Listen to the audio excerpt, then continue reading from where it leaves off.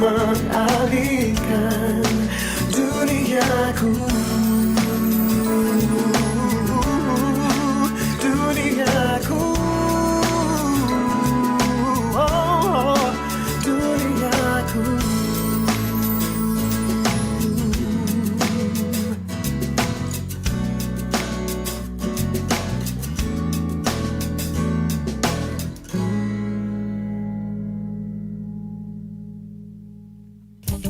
Kanal Inspirasi 94,4 FM Pro 1 RRI Makassar.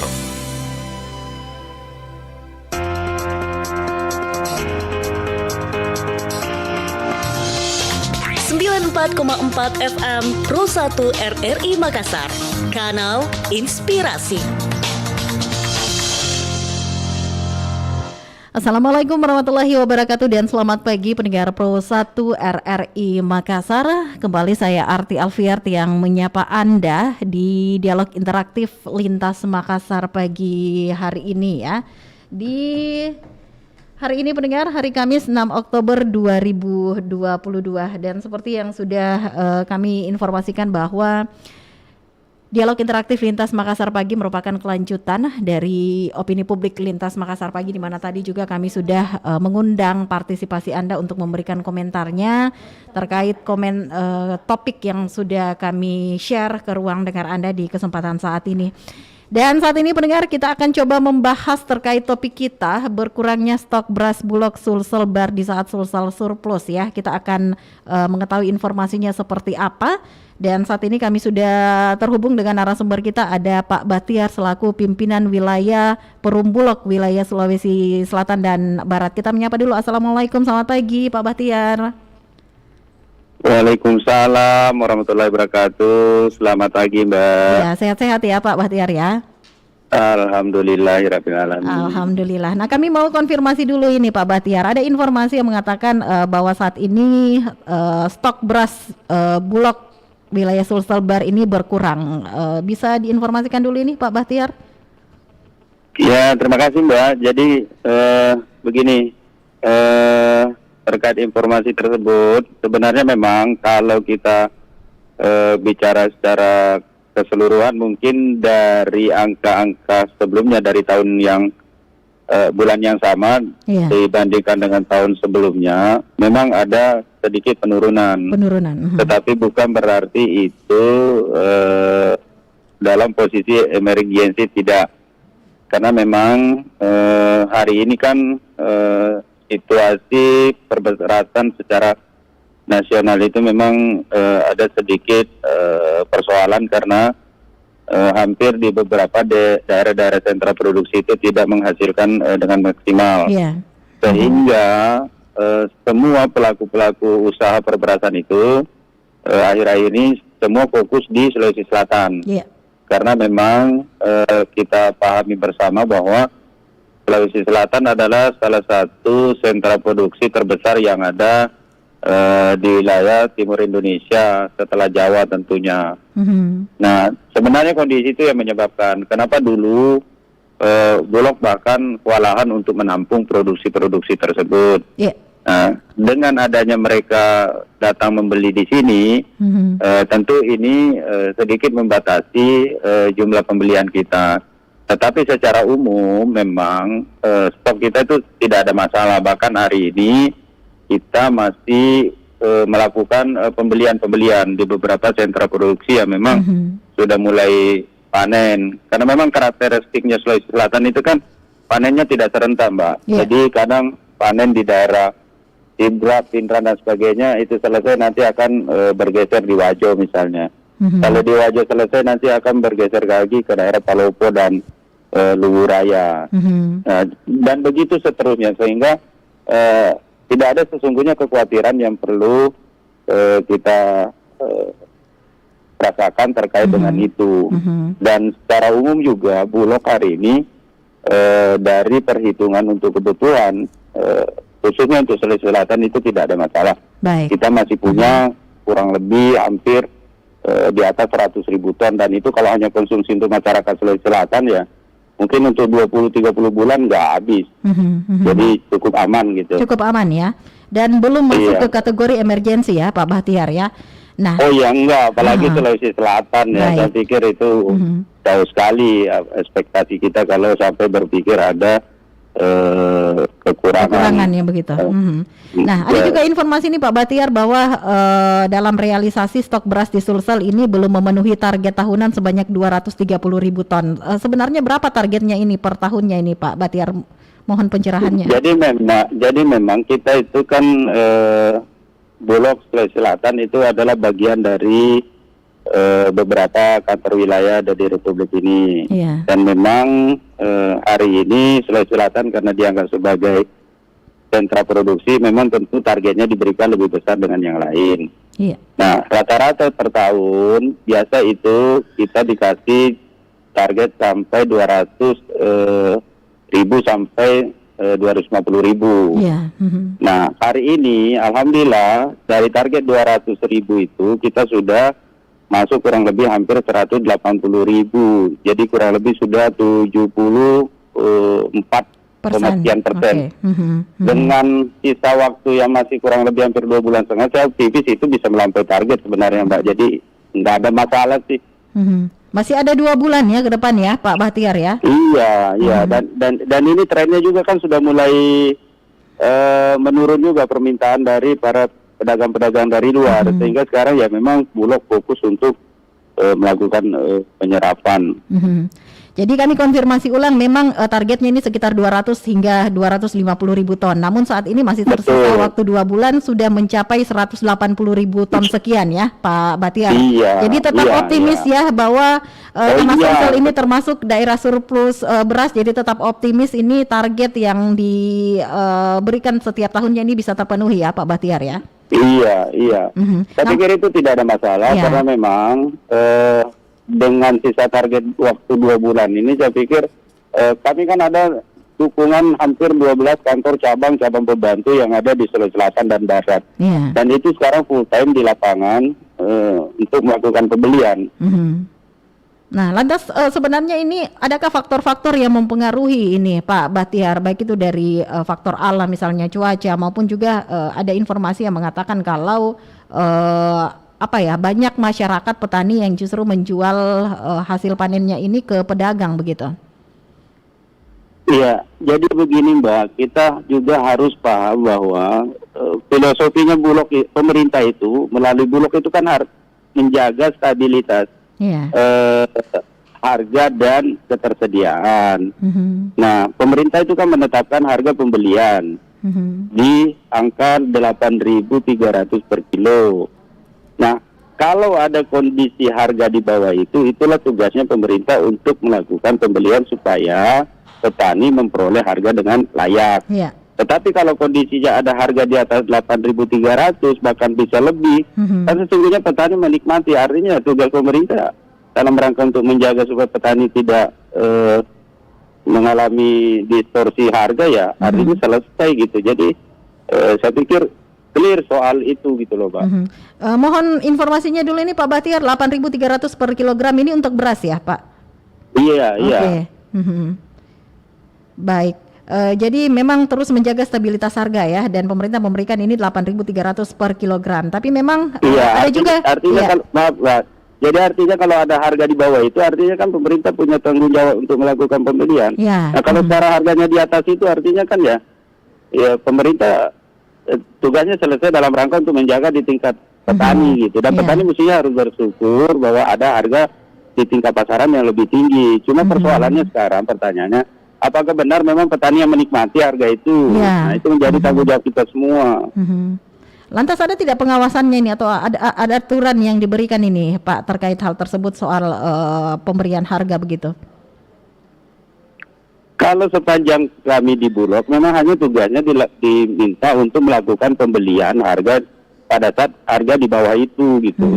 Persoalan nanti itu nanti mereka menjual, ya itu kan sudah di luar kewenangan kami. Saya pikir ada di dinas dan instansi terkait yang berwenang untuk itu gitu. Barangkali bisa dikonfirmasi ke sana nanti gitu Mbak. Jadi aman ya, meskipun ada harga di atas 8.300 ya, menikmati juga adalah masyarakat ya. harapannya seperti itu Pak Bahtiar. Nah, apakah rencana ini dari Perum Bulog sendiri akan ada operasi pasar atau seperti apa ini Pak Bahtiar? Saya pikir operasi pasar itu kan sudah berlangsung dari awal tahun, Mbak. Ya memang kita buat program namanya kegiatan stabilisasi harga dan pasokan. Dan itu sepanjang tahun berjalan. Makanya kalau mau melihat hasilnya itu kan bisa kita konfirmasi dari perhitungan BPS dengan indeks inflasi daerah. Dan alhamdulillah hari ini Sulawesi Selatan tidak memberikan kontribusi inflasi dari harga beras gitu. Bahkan yang banyak mengkontribusi itu kan harga cabai dan tiket yang memang akhir ini yang menjadi sorotan begitu, Mbak. Nah, kami juga ingin mengetahui ini Pak Bahtiar, ada tidak cara atau solusi yang dihadirkan untuk menjaga head ini atau harga eceran tertinggi dari baik itu gabah basah, gabah kering maupun juga beras ini? Saya pikir semua sudah berjalan ya. Kami senantiasa melakukan koordinasi dengan semua stakeholder yang ada, baik itu dari Satgas Pangan, kemudian Dinas Perdagangan, Pertanian, bahkan di provinsi dengan tim TPID itu selalu rutin melakukan pertemuan dan rapat-rapat teknis dalam rangka untuk menjaga itu. Sehingga saya pikir secara umum ya bisa kita lihat kemarin bulan Agustus yang lalu Provinsi Sulawesi Selatan kan mendapat penghargaan sebagai pengendali inflasi terbaik nasional dan itu penghargaannya diterima gubernur dari presiden loh. Ya Pak Bahtiar, jadi intinya ini aman ya, meskipun kurang lebih 2 bulan semua target ini akan segera terpenuhi di kisaran 200 hingga 250 ribu ton ya Pak Bahtiar ya. Insya Allah Mbak, saya optimis dengan segala keterbatasan dan potensi yang ada, teman-teman di lapangan sementara terus berjalan dan angka 250 ribu itu bagi saya sebuah target yang realistis dan itu pasti bisa kita capai, bahkan ya mudah-mudahan bisa terlampaui gitu. Amin, amin. Kita doakan bersama ya, meskipun banyak sekali dampak akibat penyesuaian harga BBM bersubsidi, namun harapan dari Bulog juga ini terus tetap dari ketersediaan pasokan dan juga stabilisasi harga dengan banyak hal di wilayah Sulsel Bar ini dapat semuanya terpenuhi ya Pak Bahtiar ya. Ada harapan mungkin yang ingin disampaikan ini Pak Bahtiar sehingga masyarakat juga wilayah Sulawesi Selatan dan Barat ini cukup tenang begitu ya, karena masih ada kurang lebih waktu 2 bulan, tidak perlu ada kekhawatiran seperti yang Pak Bahtiar tadi sebutkan, karena Sulawesi Selatan sebagai daerah penyuplai beras begitu, surplus beras ini tidak akan mengurangi ketersediaan beras begitu di Bulog sendiri. Silakan Pak Bahtiar.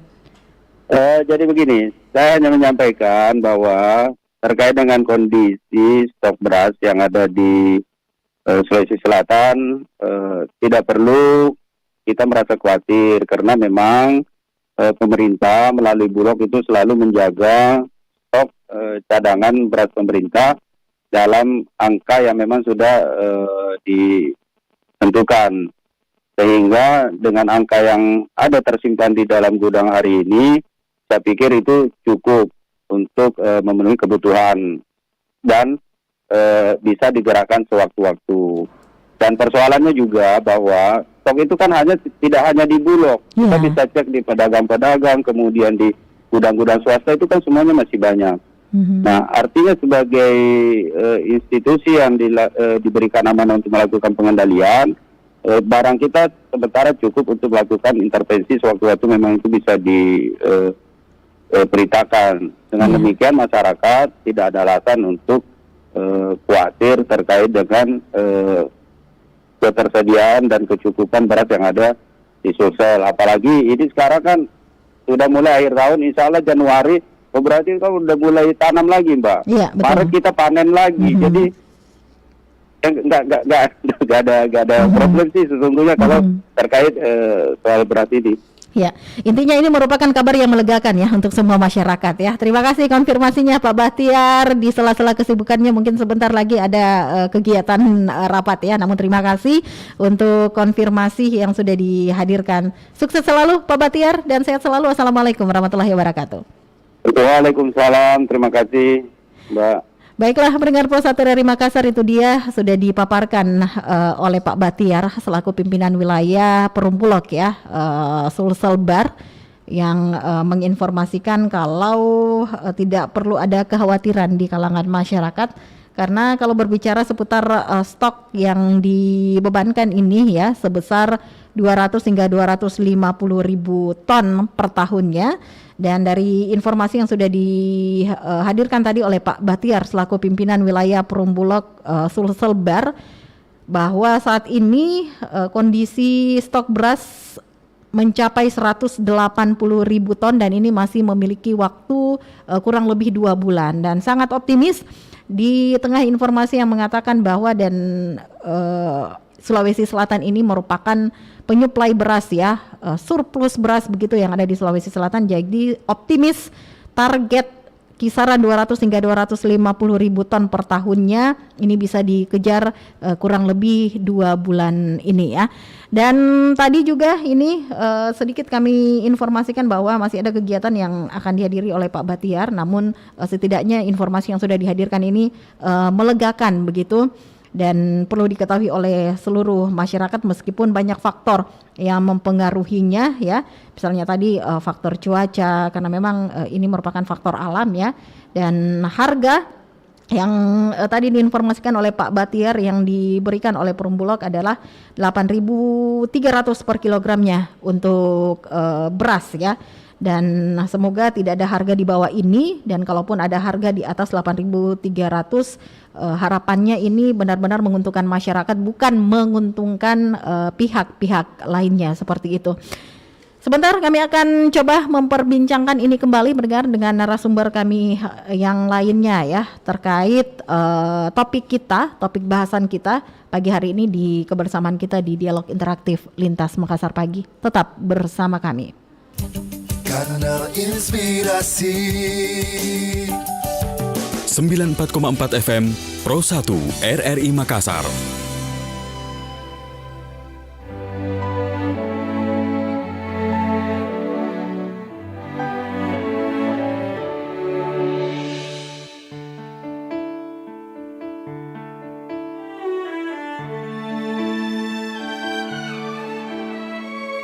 Saat malam sungguh sepi, ku terduduk angan melayang. Andai saja yang dia rasa sama dengan yang ku rasakan. Aku takut, sungguh takut, ini hanya GR-ku saja. Kunang-kunang tolong aku, tolong jaga pujaan hati yang kini entah di mana. Aku merindu padanya. Setiap pagi kau menyapa dan tersenyum di pintu kelas, dan sesaat dunia ini oh terasa begitu indah. Aku takut, aku ragu, adakah aku yang di hatinya? Kunang-kunang tolong aku, tolong jaga pujaan hati yang kini entah di mana. Aku merindu padanya. Kunang-kunang tolong aku, kunang-kunang jagalah dia, jaga. Oh betapa indah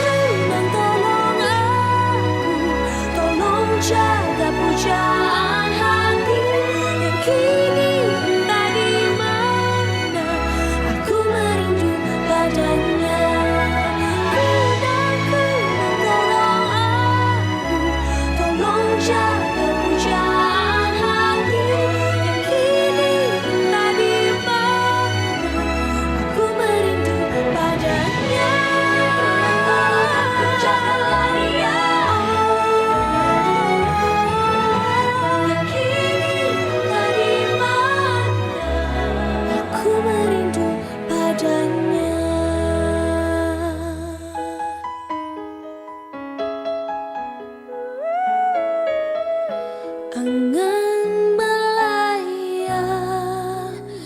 Oh.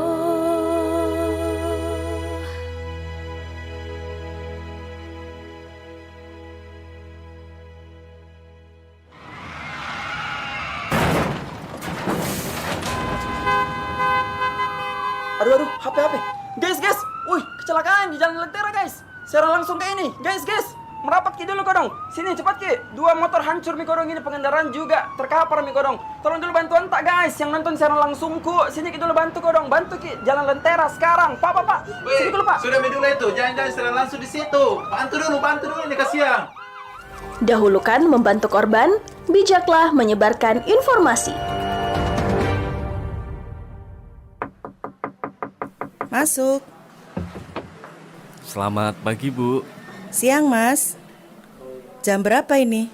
Jam 10, Bu. Terus? Ya ini, Bu, mau ini loh, Bu, mau apa? wawancara kerja, Bu. Oh, wawancara. Seharusnya jadwal wawancara jam berapa? Jam 8. Ini sudah jam 10, Mas. Udahlah, wawancara sama ayam aja. Loh, kok sama ayam? Gimana nggak sama ayam? Jadwal jam 8, kok jam 10 masnya baru datang? Sudah, kamu nggak diterima kerja. Disiplin waktu untuk capai suksesmu. Gimana, Yam? Aku diterima kan, Yam? Ayam, aku diterima kan? Yam, aku diterima kerja di sini kan, Yam? Oh, cah gendeng dasar. Malah wawancara sama ayam beneran. Pro 1 RRI Makassar, Kanal Inspirasi.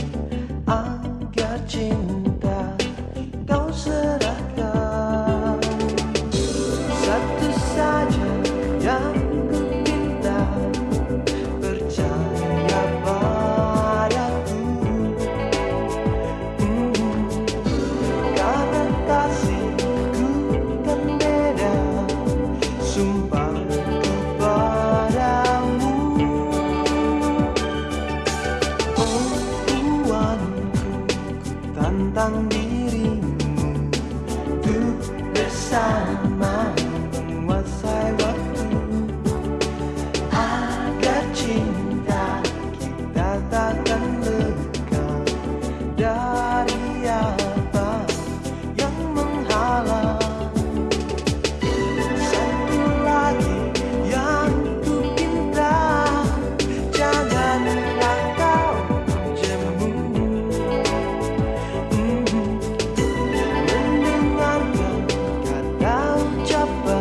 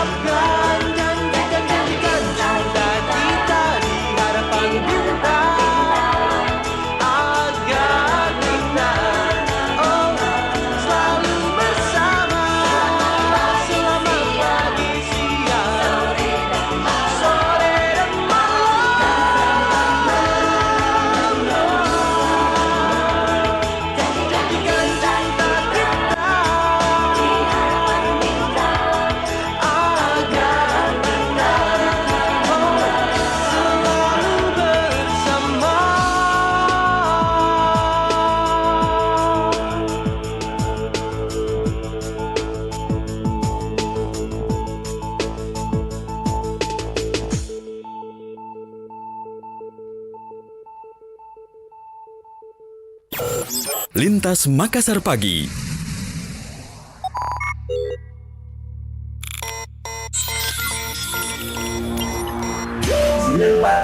FM Pro 1 RRI Makassar. Kanal Inspirasi. Kami ucapkan terima kasih pendengar untuk Anda yang saat ini masih terus setia bersama kami di Dialog Interaktif Lintas Makassar Pagi hari ini, Kamis 6 Oktober 2022 ya, dan masih membahas topik kita terkait berkurangnya stok beras Bulog Sulselbar di saat Sulsel surplus. Dan tadi sudah dikonfirmasi oleh narasumber kami yang pertama, Pak Batiar selaku pimpinan wilayah Perum Bulog Sulselbar ya. Tidak ada kata emergensi begitu, tidak ada kata kekhawatiran karena masih tersisa 2 bulan dari target yang ditetapkan ya, yakni sekitar 200 hingga 250 ribu ton, dan saat ini posisinya berada di 180 ribu ton. Jadi masih tetap optimis target yang diberikan ini akan tercukupi pendengar. Dan kami akan perbincangkan juga ya topik kita saat ini dengan narasumber kita. Sebentar ada Pak Dr. Insinyur Suwardi Bakri selaku pengamat pertanian Unhas Makassar ya. Namun sebelum itu kami ingin hadirkan kembali informasinya dari reporter RRI Makassar terkait Perum Bulog wilayah Sulsel meminta bantuan Pemprov Sulsel dalam realisasi stok beras di Sulsel yang belum memenuhi target tahunan sebanyak 230 ribu ton. Harus menjadi perhatian Dinas Perdagangan dalam hal ini untuk kan penetrasi dan sekaligus upaya intervensi untuk bagaimana caranya berkolaborasi. Stok beras di wilayah Perum Bulog Sulsel baru mencapai 170 ribu ton atau sekitar 60% dari target tahunan sebanyak 230 ribu ton. Menurut pimpinan wilayah Perum Bulog Sulawesi Selatan dan Barat, Baktiar, realisasinya saat ini memang cukup rendah jika dibandingkan dengan tahun sebelumnya. Dijelaskan penyebab rendahnya realisasi stok beras di Sulsel yakni cuaca yang kurang baik serta dampak dari pedagang luar Sulsel yang menyerbu harga beras dengan harga yang lebih di atas dari Rp8.800 per kilonya. Tahun kemarin kita bisa beli kurang lebih hampir 300 ribu. Sekarang cuma dapat 170 ribu. Berarti kan cuma hampir 64% lebih. Kalau Sulawesi Selatan kan targetnya cuma 230 ribu. Yang jelas panen tahun ini kan tidak sebesar tahun kemarin pada musim gaduh ya. Olehnya itu ia berharap kepada pemerintah Provinsi Sulawesi Selatan agar dapat membuat formulasi yang bisa memenuhi stok beras cadangan di Bulog. Sementara Kabid Humas Kominfo Sulsel, Sultan Raki menegaskan solusi dalam penanganan masalah yang dihadapi Bulog yakni pihaknya akan meminta Dinas Perdagangan untuk menekan harga yang bervariasi di lapangan. Pemprov Sulsel berusaha membantu itu ya, dengan caranya adalah melakukan intervensi terhadap pedagang-pedagang yang terlalu mendominasi ya.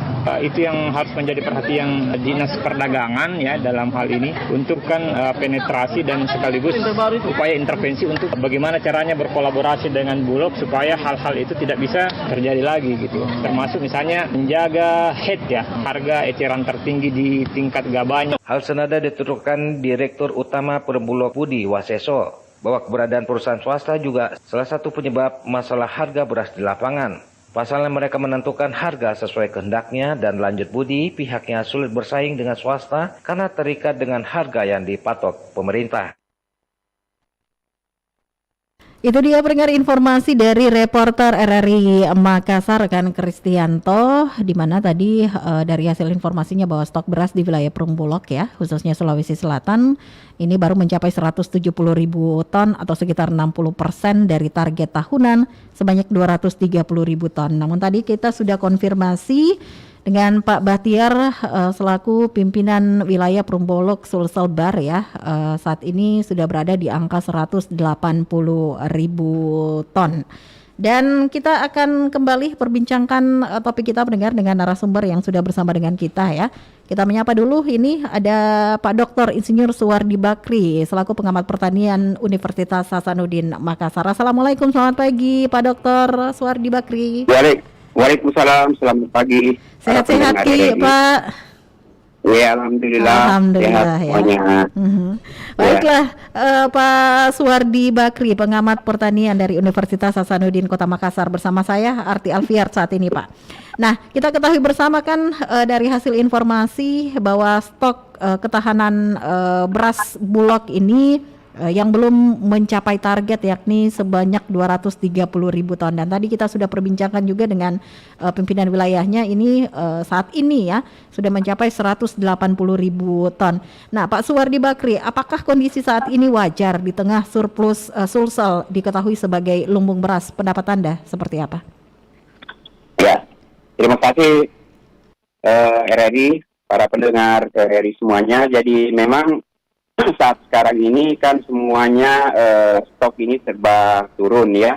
Kalau kita lihat stok secara nasional sampai 10,3 juta ton, itu sebenarnya lebih rendah dibanding stok tahun 2000 tahun sebelumnya. Jadi itu berdampak juga terdampak dengan stok dari Sulawesi Selatan, karena memang kita tahu bahwa Sulawesi Selatan merupakan penyangga pangan nasional terutama beras. Bahkan kita pernah stoknya sampai 3 juta ton ya, 2 juta ton overstock kita. Kalaupun datanya tadi sudah disampaikan bahwa sekarang ini sudah mencapai 180.000 ton dari 230. Nah, memang kondisi saat sekarang ini masih sekarang ini di beberapa daerah kan masih panen ya, sementara panen, dan sementara Bulog juga masih menyerap gabah. Jadi kita tetap optimis bahwa di akhir tahun nanti stok beras ini tetap memenuhi persyaratan sebagai sebuah stok yang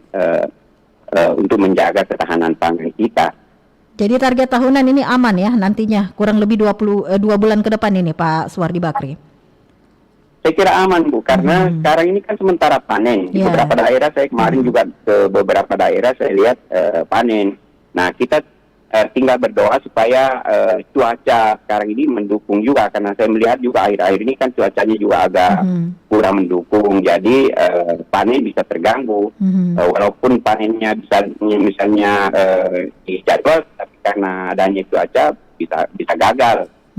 Jadi itu harapan-harapan kita. Tapi pemerintah terus-menerus mengupayakan agar stok kita ini, sebenarnya Sulawesi Selatan itu tidak terlalu bermasalah Bu, apalagi stoknya kita sekarang sudah 180.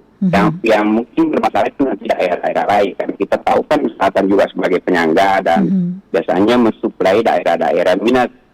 Termasuk di daerah, bahkan di Jakarta kita beras Sulawesi di pasar Cipinang itu juga sudah masuk dari beberapa tahun yang lalu. Jadi salah satu faktor mungkin yang mempengaruhi ini adanya faktor alam ya, yakni cuaca ya Pak Suwardi Bakri ya.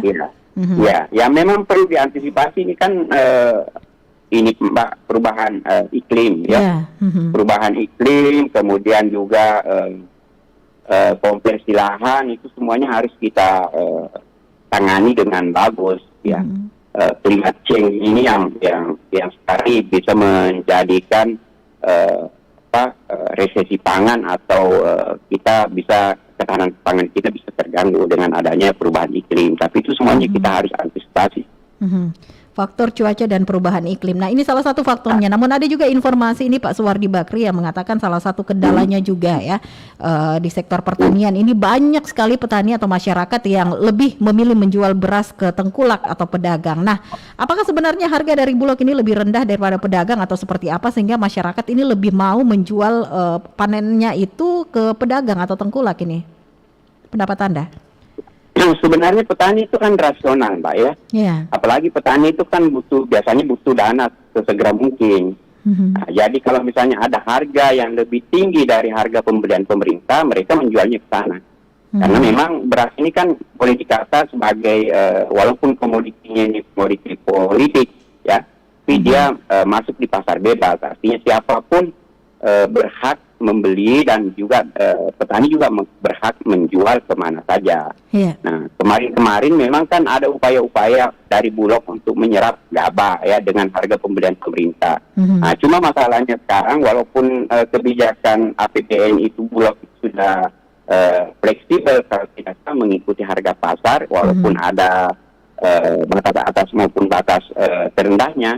Tapi kadang bukan tengkulak ya, pedagang-pedagang besar, pedagang-pedagang besar yang punya penggilingan besar itu membelinya lebih tinggi, dan kadang memang itu menjadi itu menjadi tantangan juga bagi pemerintah dalam hal ini Bulog untuk bisa bersaing dengan para pedagang besar ini. Jadi boleh dikatakan ini Pak Suwardi Bakri, keberadaan pedagang ini yang terlalu mendominasi saat ini begitu? Tidak juga mendominasi, Mbak. Iya. Ya, karena di beberapa daerah ya tetap Bulog merupakan penyerap gabah yang penting, karena itu hampir dikatakan jarang para pedagang itu membeli di atas harga pembelian pemerintah, karena HPP itu kan setiap tahun itu ditinjau.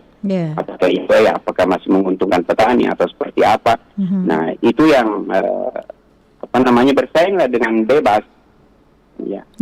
Jadi boleh dikatakan sah-sah saja ya masyarakat mau menjual ke pedagang atau menjual langsung ke Bulog begitu ya? Harusnya begitu, Mbak, karena kita ini apalagi seperti saya kan harus berpihak ke petani ya.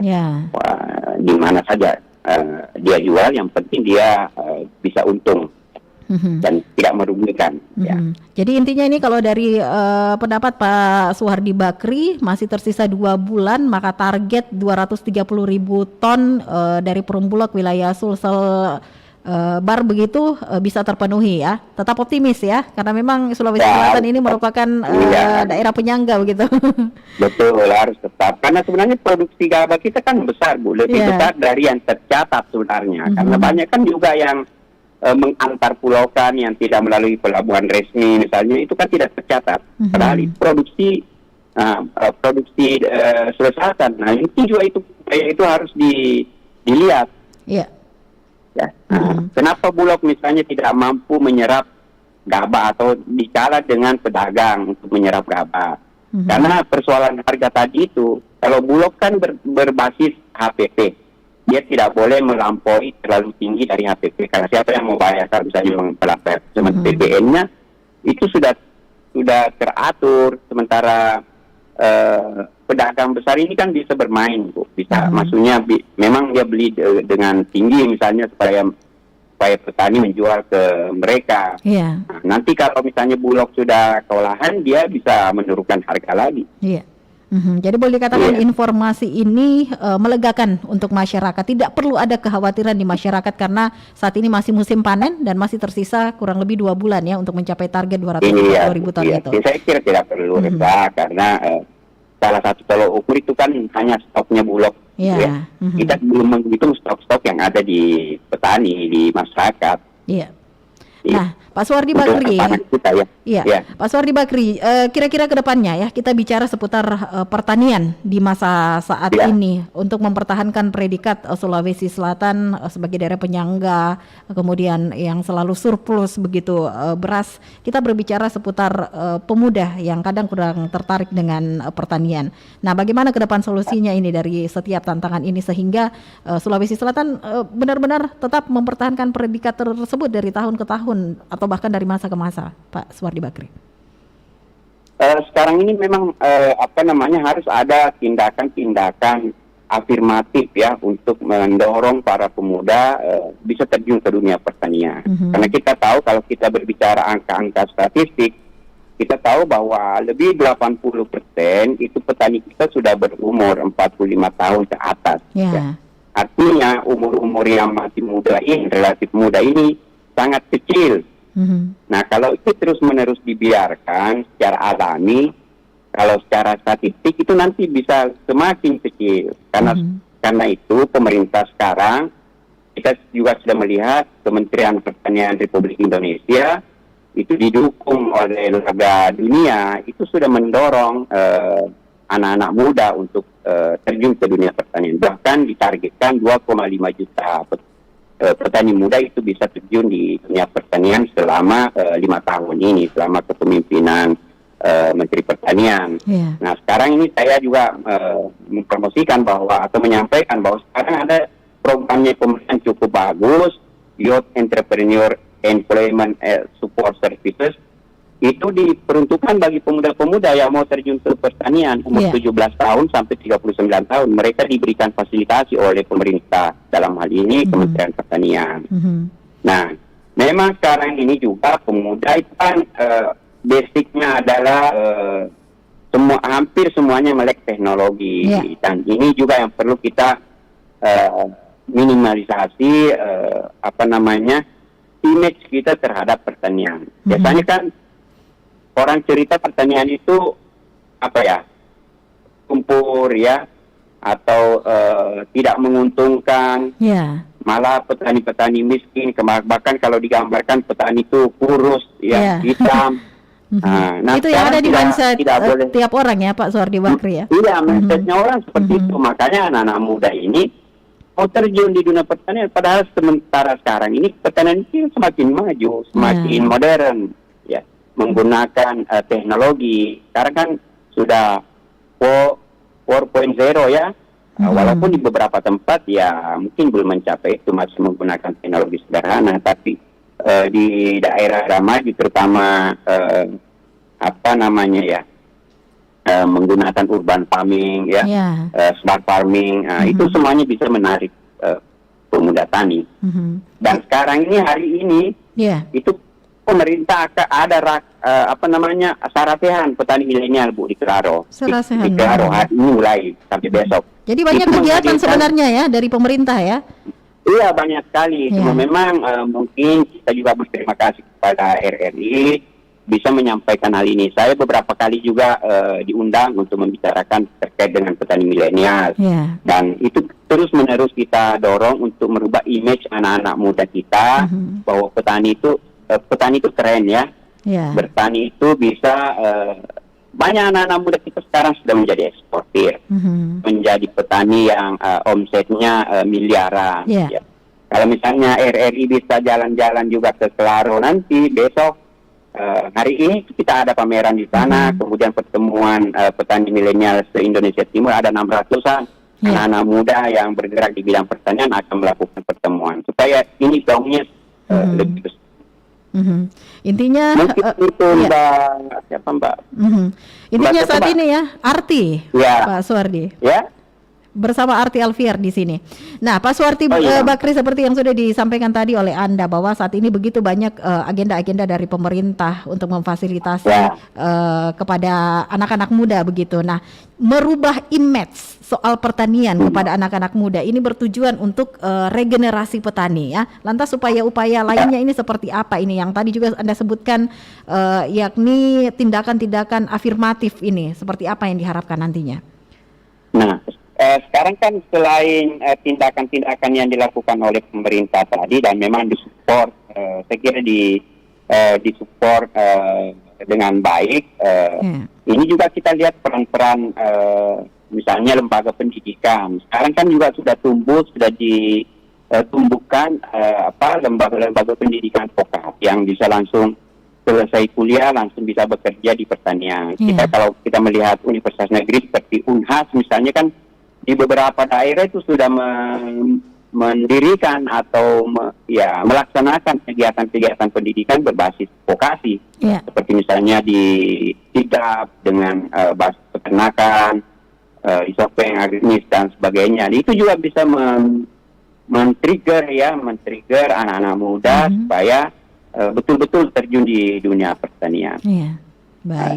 Saya kira itu Mbak, upaya-upaya itu yang bisa dilakukan. Nah, Pak Suwardi Bakri tadi juga menyebutkan seputar pertanian modern. Nah, kita melihat apakah dengan pertanian modern saat ini Sulsel tetap bisa bertahan sebagai daerah surplus pangan begitu?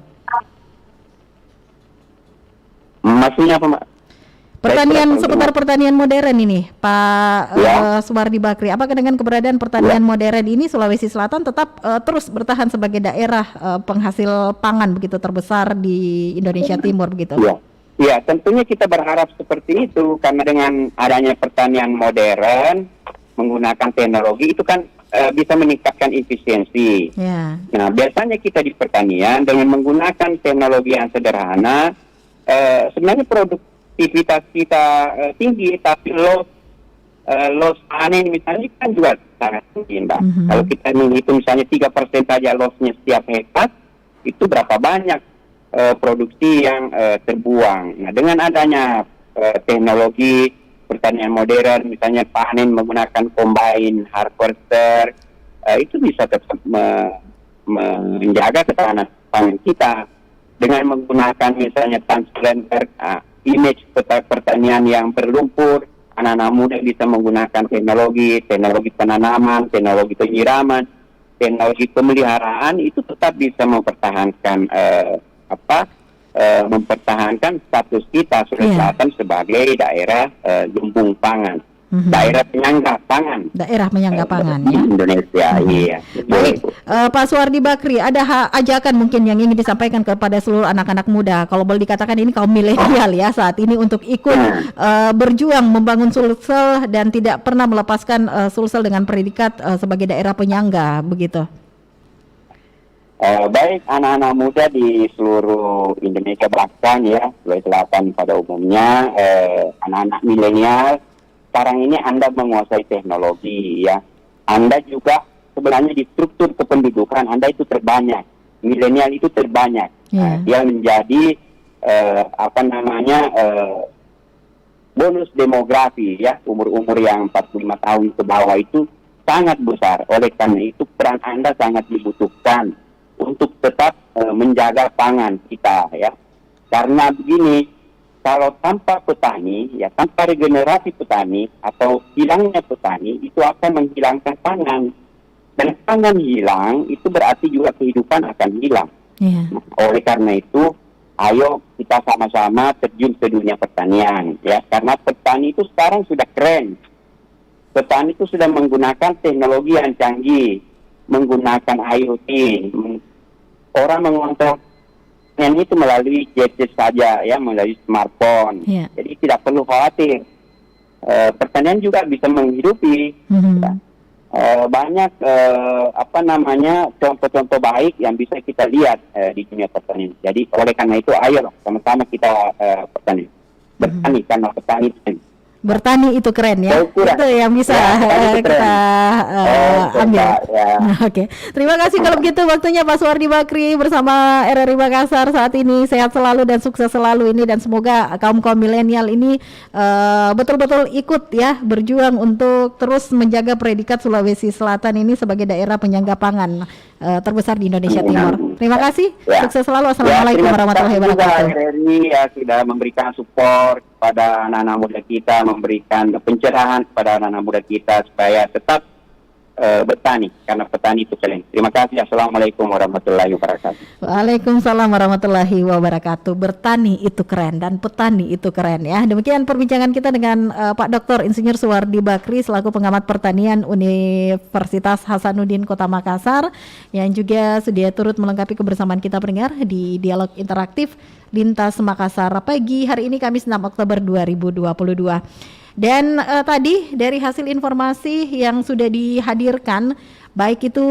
dengan narasumber kita yang pertama ya, tadi ada Pak Bahtiar selaku pimpinan wilayah Perumbulok Sulselbar, dan juga tadi Pak Dr. Insinyur Suwardi Bakri, pengamat pertanian Universitas Hasanuddin Makassar, yang ketika kita kaitkan dengan topik kita ini ada informasi yang melegakan ya, khususnya masyarakat yang ada di Sulawesi Selatan sebagai daerah penyangga pangan, daerah surplus begitu ya, bahwa memang target yang dihadirkan tiap tahunnya ini sebanyak 230.000 ton pendengar, dan masih tersisa kurang lebih 2 bulan ke depan ya untuk mencapai target tersebut.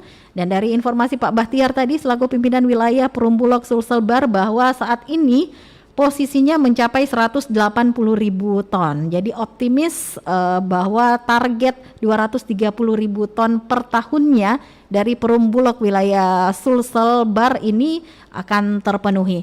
Dan akhirnya saya Arti Alfiar bersama dengan rekan Ruli di meja operator serta pengarah acara Hayati menutup kebersamaan kita di dialog interaktif Lintas Makassar pagi hari ini Kamis 6 Oktober 2022. Terima kasih. Assalamualaikum warahmatullahi wabarakatuh. Pro 1 RRI Makassar, kanal